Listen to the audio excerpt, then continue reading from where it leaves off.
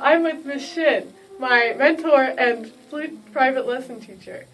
And she's from Little Rock, Arkansas, and I'm going to ask her some questions about the meaning of life. Alright, Miss Shinn, do you allow yourself to show vulnerability and emotions to other people? Yes, I do. Do you ever feel uncomfortable showing those emotions? Well, I probably should feel uncomfortable, but I don't. That's good. Not at this point in my life. I don't feel uncomfortable showing emotion. Because I feel like everybody's emotional and everyone feels it, and as long as it's within certain bounds, I don't think you need to go hysterical, but I think that you can show sadness, you can cry, you can laugh, you can even convey that you're irritated if you do it in the proper way, in an appropriate way. Do you feel like it's essential for others to show their emotions as well? I do. Have you ever not shown an emotion when you feel like you should have and you kind of regret it? Definitely. I have felt like that because I've wanted to show emotion, but because of my the profession of my husband as a United Methodist minister, I have been so mad I've wanted to reach out and slap people, but I couldn't do it because it's not appropriate, and they were people in my church that I was supposed to love. But everybody has those emotions, and I think you have to hold them back at certain times.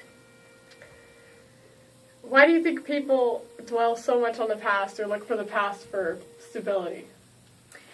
Well, I think you look for the past because that's where all of your experiences are, and as you grow older, you think about the people in the past that have really influenced you, and you think about how certain people were successful and certain people weren't successful, and you sort of follow the ideal of the successful people, and that's how you model your life. And you model your life too on experiences that you've had, and you look back on those and you think, how did I react to those, and how would I react today if I had the same experience?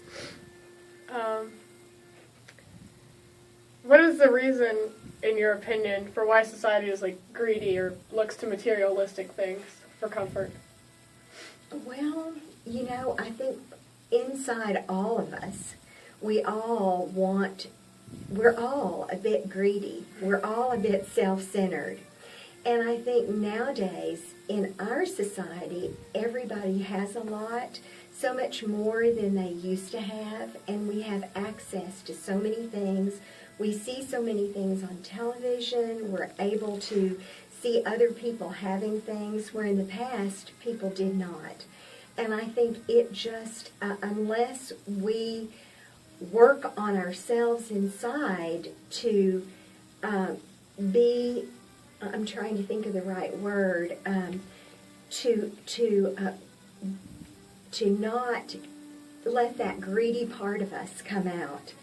And we have to work on that. And we have to want to give to other people rather than to get for ourselves. Because in the end, greediness never makes us happy, and things never make us happy.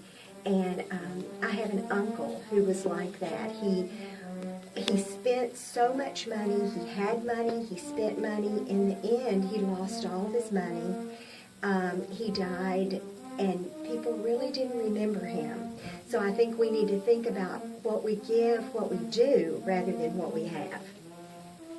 And do you ever have any, do you ever experience problems in your life and you just deny them instead of face them head on?